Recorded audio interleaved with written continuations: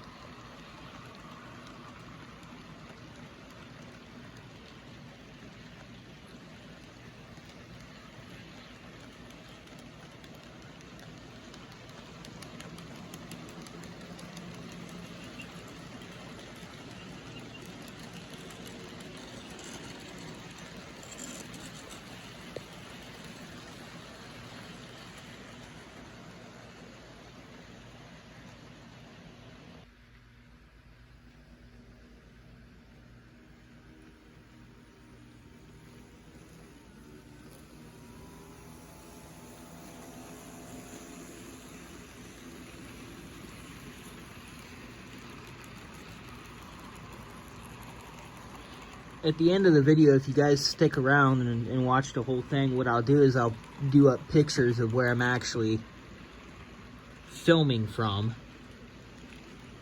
to kind of explain elevation changes in the footage, I guess. Because looking at the screen now, I can tell that I'm sitting a lot higher than normal, but that's because it's where the rail fan park, one of them, is.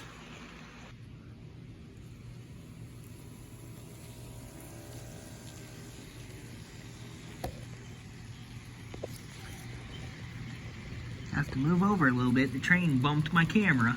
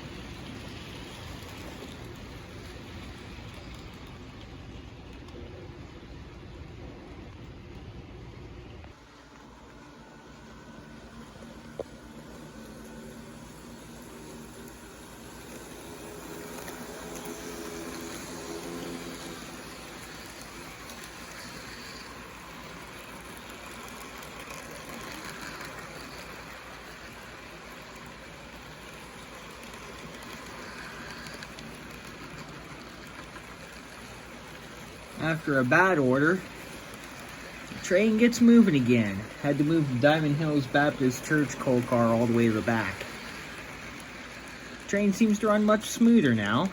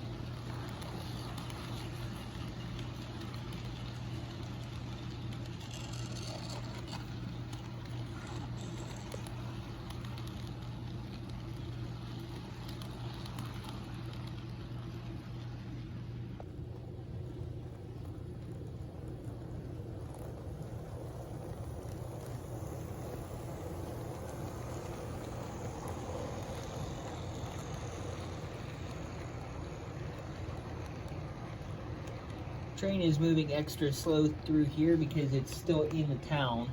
Slow order through town.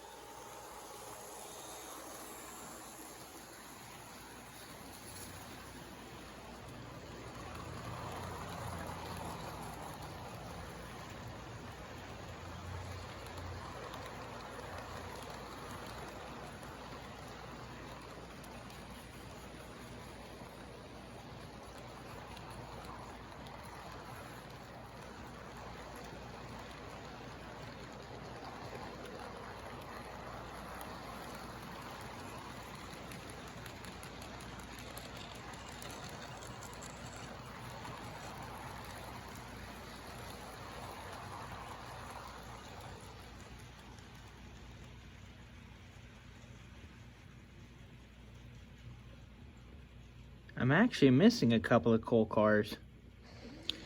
I almost forgot I have a couple Pittsburgh and Shawmuts that should be on there that are not.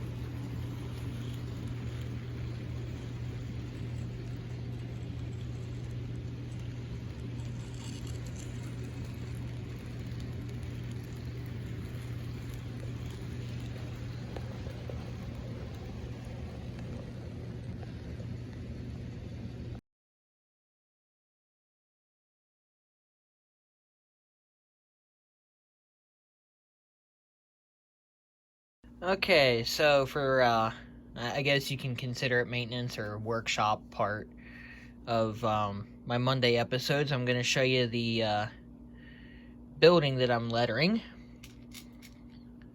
I am redoing my farmer's equity to match a bunch of cars that I'm having made up for Mandeville's Farm Co-op. So what I'm going to do is, this building over here is going to have a big old school sign on the top that says farm equipment, and supplies, depending on if I can track down more decals.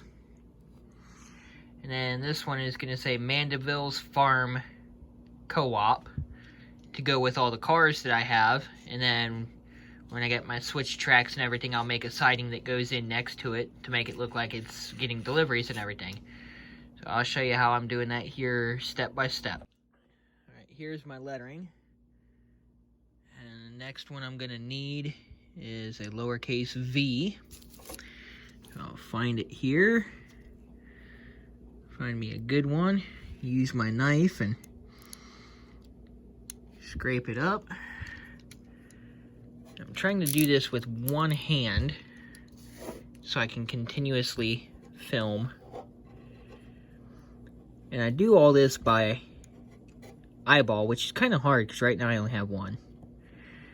Long story short, I was working on a train project and my bench grinder kind of exploded and I'm now blind in my left eye. And I'm not certain, and neither is the doctor, as to...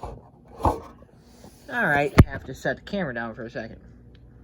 The doctor I went and saw and everything is not certain as to whether I will ever get the eyesight back.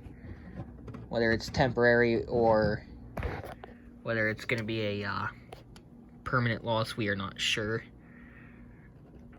I'll hold the camera back like this so I can get a better look at it.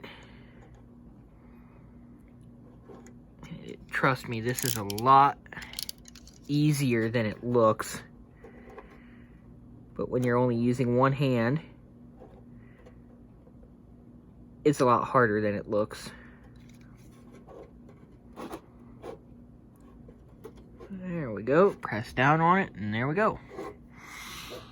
And then the next letter would be a lowercase I, which I'm only going to put the first part in because I cannot put the dot in with just one hand.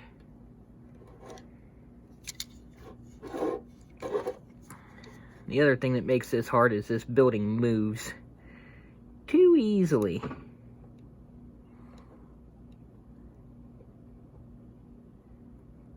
There we go. Push down on it with my thumb and it kind of sets it in place.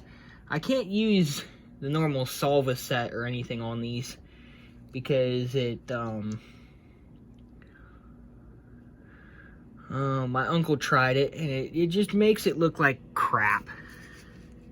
There's no real good way to be able to use a Solva set or a decal solution to be able to make these set. And of course, once they're on there and they get a good seal or whatever you want to call it, it does become very difficult to take them off.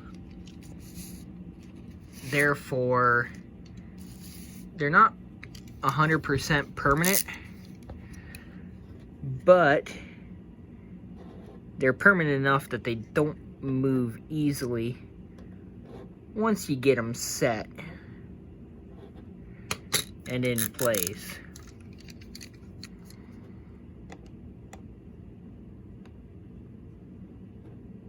Like I said, the hardest part about all this is trying to get them evenly spaced, perfectly level, and everything else. I'll do one more letter for you guys. I need another L.